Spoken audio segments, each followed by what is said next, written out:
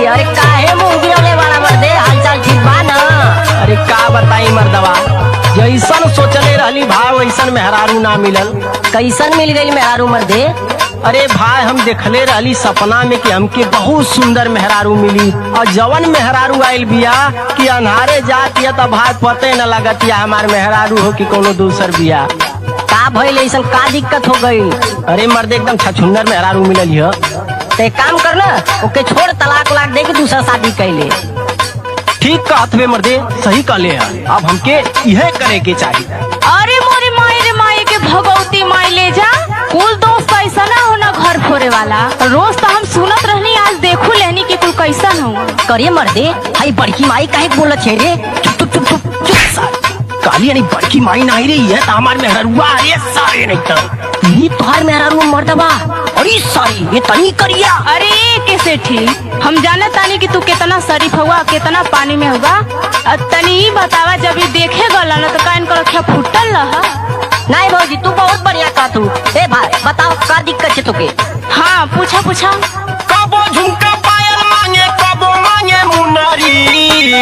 हाँ तो मंगबे करो। कबो झुमका पायल मांगे, कबो मांगे मुनरी। सवारी में हरिया लगाता बाछा छुनरी। सवारी में हरिया लगाता बाछा छुनरी। सवारी में हरिया लगाता बाछा छुनरी। ढेर बतियाई बात मारबे बे मुसर से। ये तो बहुत मन बढ़िया भाई। ढेर बतियाई बात मारबे बे मुसर से।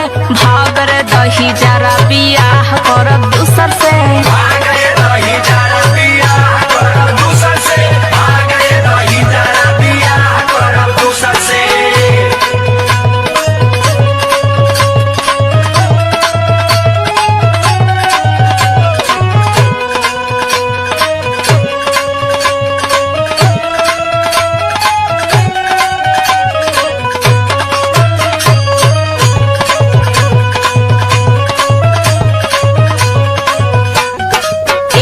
शादी ब्याह कोनो खेल ना, आप जब शादी हो ही गई है तो रखी के न पड़ी भाई। यही से तब फसल है भाई, का करी हम।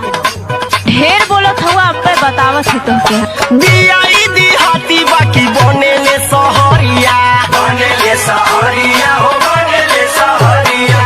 बने ले सहरिया हो, बने ले सहरिया। बड़ा बनो रोज अब दिहत तो है गोरिया। दिहब तो है गरिया हो, दिहब तो है गरिया। दिहब तो है गरिया हो, दिहब तो है गरिया। अरे हम इनकर कुल कहानी जानत हिला, हम जवन सुनावत है ध्यान से सुना। हाँ भौजी तू बोलत रहा, तोहार बोलिया ना बड़ी सुंदर लगत है, बोला। बानी भले ही गवई लेकिन आई